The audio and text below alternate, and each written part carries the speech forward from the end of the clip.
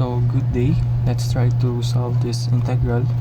So our integral here is sine squared x dx over tangent x cosine to the power of 4x minus sine to the power of 4x.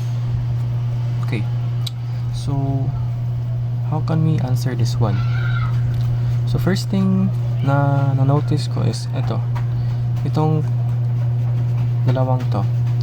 So yung first na pumasok sa utak ko is yung identity na double angle identity. So let's recall.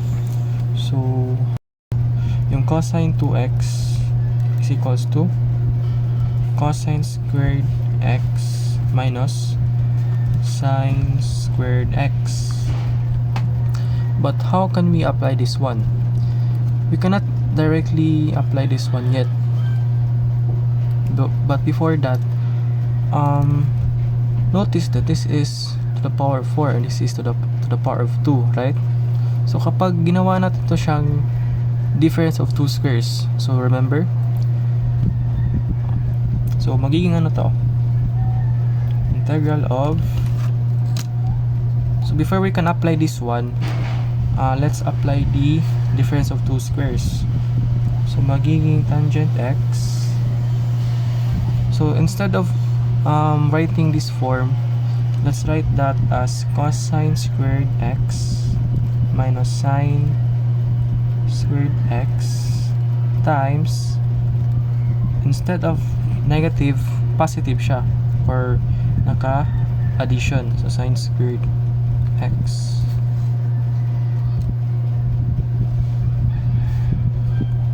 sine squared x dx equal, and then lagay ko na lang din yung difference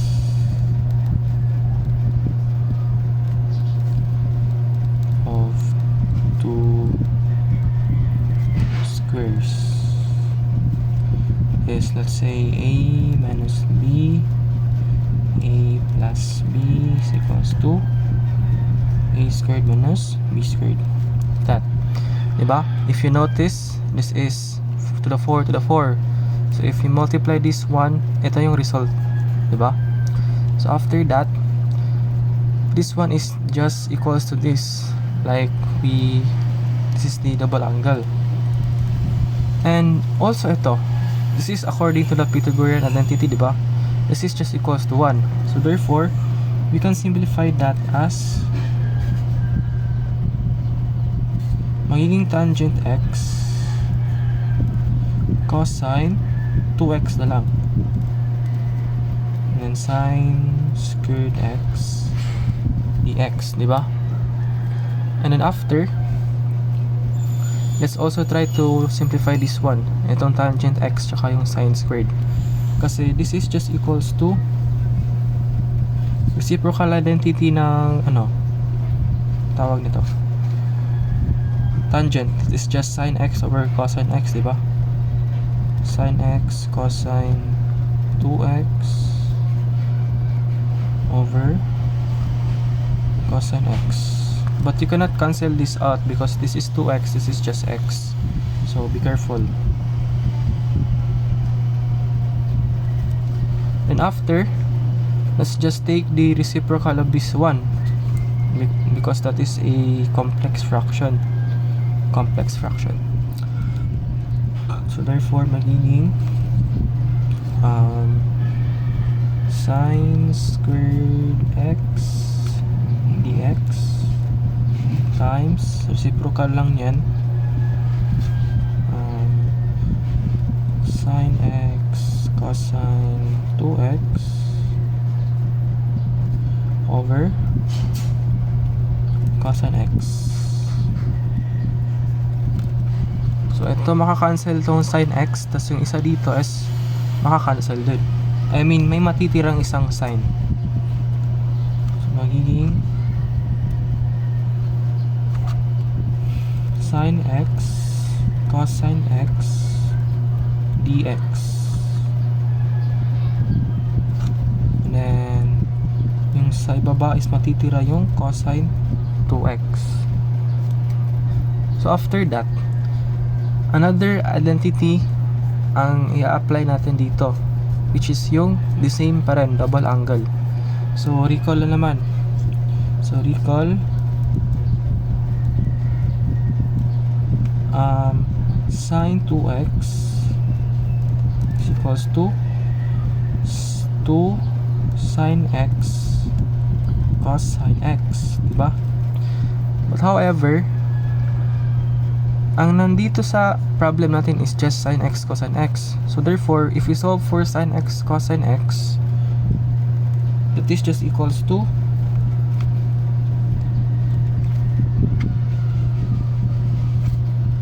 2 over sine 2x over 2. So therefore, we can replace this sine x cosine x here as this one. So magiging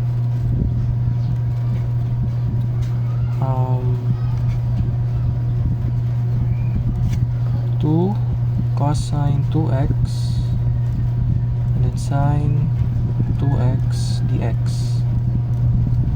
and then labas mo na lang yung constant. And then also sine 2x and then cosine 2x, they have the same inside function, which is 2x, so we can simplify that as tangent 2x, diba? And this is now integrable. So how can we integrate this one? So lagay ko na lang yung solution dito sa taas.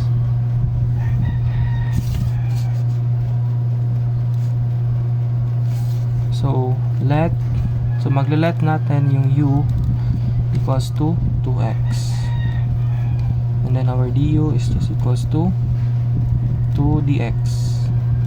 And then since walang 2 dito, meron tayong neutralizing factor as 1/2.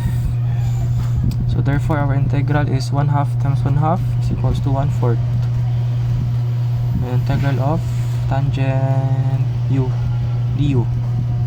So yung tangent, meron siyang dalawang integral, which is yung negative ln cosine u and also yung positive yung ln secant u. So let us just use na lang yung negative. So magiging negative 1/4 ln cosine u plus c, or simply that is just equals to negative 1/4 ln of cosine, yung original value ng u is just 2x plus c. Therefore this is our final answer.